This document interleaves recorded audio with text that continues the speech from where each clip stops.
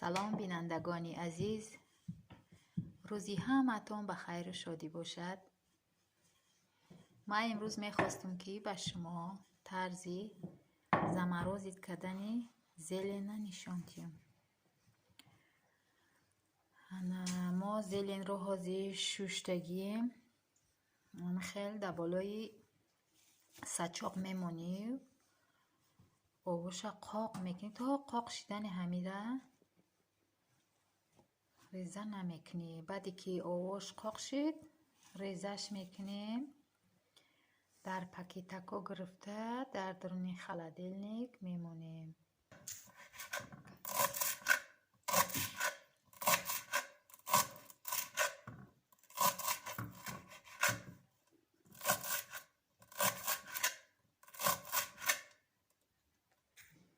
بینندگان عزیز، انا همه زلین ها رو ما ریزه کردیم. کمتر دیگر میمونیم که آبش پرد. بعد در پاکت گرفته در مرزیلنیک میگذاریم. نمی خیلی یک بار دیگه بالای دسترخوان در تنکش میکنیم، خوش رو قاق شوه، آبش خودش نه آبش خوش رو قاق شوه. بعد در پاکیتکو میگیریمش. خواهیم که فقط همی در خانه تان زلن باشه، تر تازه باشه. همی خیلی اصلاویقتی میتونین که ذخیره کنین. خیلی بگوی که در خلادلنیک خودش مانون زود ویران میشه. مرزیلنیک دکی بکنین همی خیلی اصول قطعی میشوه.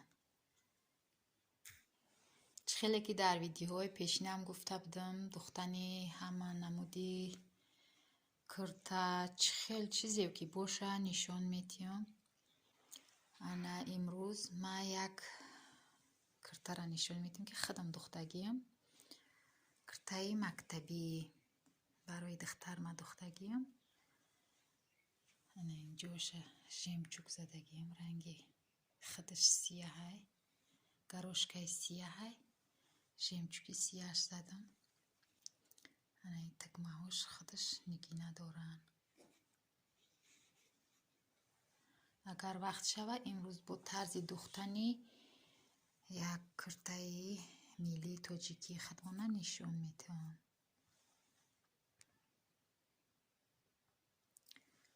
نمی خیلی آستیناش ریزین که قطعی منجید کدگیه.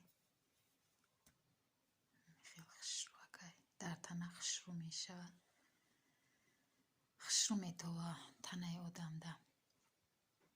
خیلی گریواناش هم سیاه دوختم که شتوپی خودش داره، سیاه که داره. نمی خیلی لینتای سیاهش موندم لوشته. انا تاییجه باشه دختری من سمبوسه پخته، بسیار هم سمبوسه های خشرو ببینین ریزانه خرستیشی.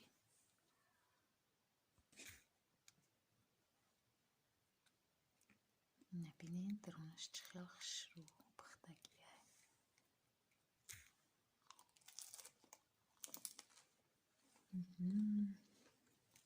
با مذاب ده.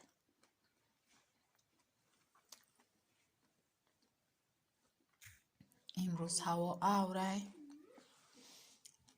نبینین ما پیچکه ما نشناندیم، پیچکه تاجیکی.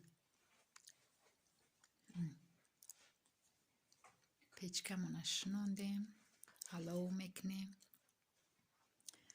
پیچکه اوگلی.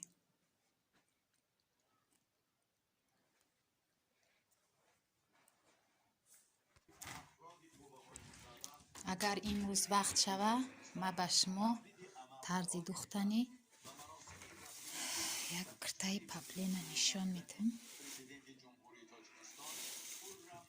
خیلی پاپلینه عادی تاجیکی میدوزم نشان میتونم.